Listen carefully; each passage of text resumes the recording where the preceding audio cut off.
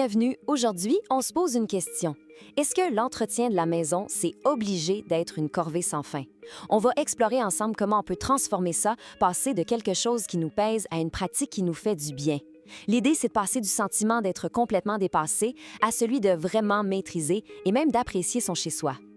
Alors, voici le plan de match. On va d'abord parler du problème de cette fameuse corvée qui n'en finit plus, puis on va plonger dans une solution en 3 temps, 3 piliers si on veut, l'arsenal naturel, l'esprit de prévention et l'art du rangement conscient. Tout ça pour nous amener vers une maison qui est plus saine. OK, on commence avec quelque chose que je pense pas mal tout le monde connaît. Ce sentiment d'être toujours en train de nettoyer, de réparer, de ramasser, ça devient une charge mentale énorme qui, on dirait, ne diminue jamais. C'est vraiment de là qu'on part aujourd'hui. Ça nous amène à la question fondamentale, finalement. Notre maison, est-ce que c'est une source de travail constant ou une source de joie? Est-ce que c'est comme un deuxième bureau ou c'est un vrai sanctuaire, un endroit où on se sent bien? La façon dont on répond à ça, c'est la clé de tout le changement de mentalité qu'on va décortiquer. C'est tellement facile de tomber dans le panneau de l'entretien ménager moderne, vous savez.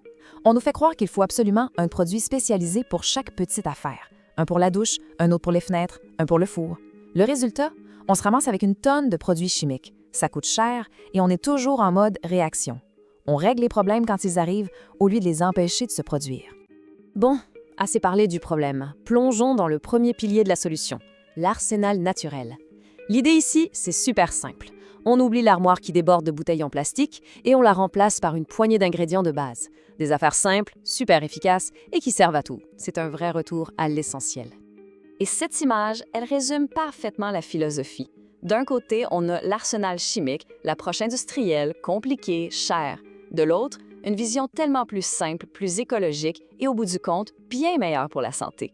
Présenté comme ça, le choix a l'air pas mal évident, non? OK, voici le premier champion de notre arsenal naturel, le vinaigre blanc. C'est littéralement le couteau suisse du ménage. Pensez-y, il dégraisse, il désodorise, il enlève le calcaire, il désinfecte, il peut détartrer la bouilloire, nettoyer les fenêtres, assainir le frigo. C'est un produit à tout faire, un incontournable. Et son partenaire de crime, si on veut, c'est le bicarbonate de soude. C'est la puissance douce. Il est un peu abrasif, mais juste assez pour frotter sans rien rayer. Parfait pour les surfaces délicates. En plus, il est incroyable pour neutraliser les odeurs, que ce soit dans le frigo ou dans les souliers. Mettez ces deux-là ensemble, le vinaigre et le bicarbonate, et vous pouvez dire adieu à une bonne partie de votre collection de produits commerciaux. Et pour vous montrer que c'est pas sorcier, voici une petite recette maison.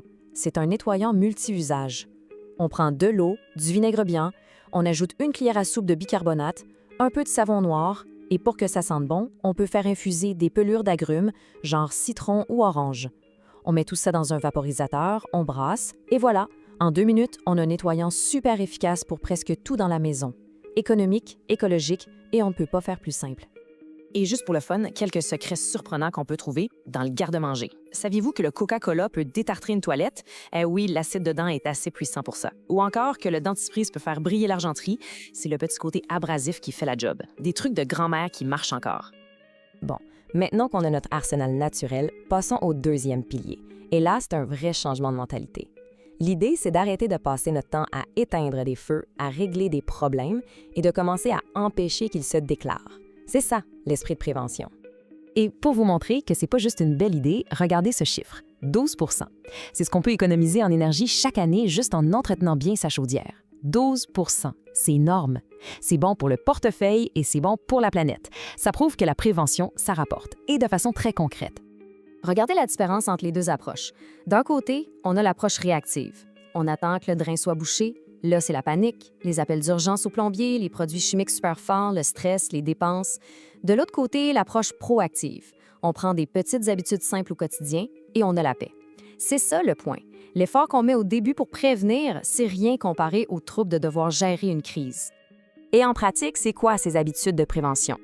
C'est des choses toutes simples, comme mettre une petite crépine dans le drain de la douche pour ramasser les cheveux, ne jamais verser la graisse de cuisson dans l'évier, rincer les tuyaux de temps en temps avec de l'eau bouillante, ou encore faire le tour de sa maison au printemps et à l'automne juste pour voir s'il n'y a pas des petites fissures ou de la peinture qui s'écaille, des petits riens qui peuvent éviter de gros problèmes.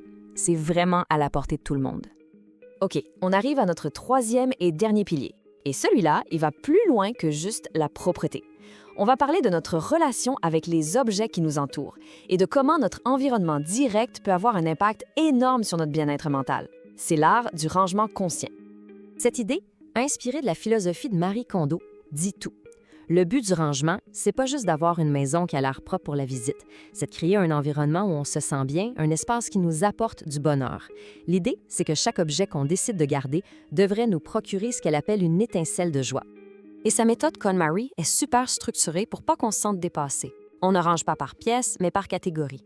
On commence avec les vêtements, puis les livres, les papiers, ensuite tout le reste, ce qu'elle appelle le komono. Et on finit par le plus difficile, les objets sentimentaux. Cette progression, ça nous aide à développer notre capacité à décider ce qui est important pour nous. Et en sortant tous les objets d'une même catégorie, on a une vision claire de tout ce qu'on a accumulé. Alors maintenant, on met tout ça ensemble. L'arsenal naturel, l'esprit de prévention et le rangement conscient. Qu'est-ce qui arrive quand on combine ces trois piliers? Eh bien, ce qui se passe, c'est rien de moins qu'une transformation complète de notre rapport à notre chez-soi. Les avantages sont énormes et ils s'accumulent. Pensez-y, on sauve de l'argent parce qu'on achète moins de produits et on consomme moins d'énergie.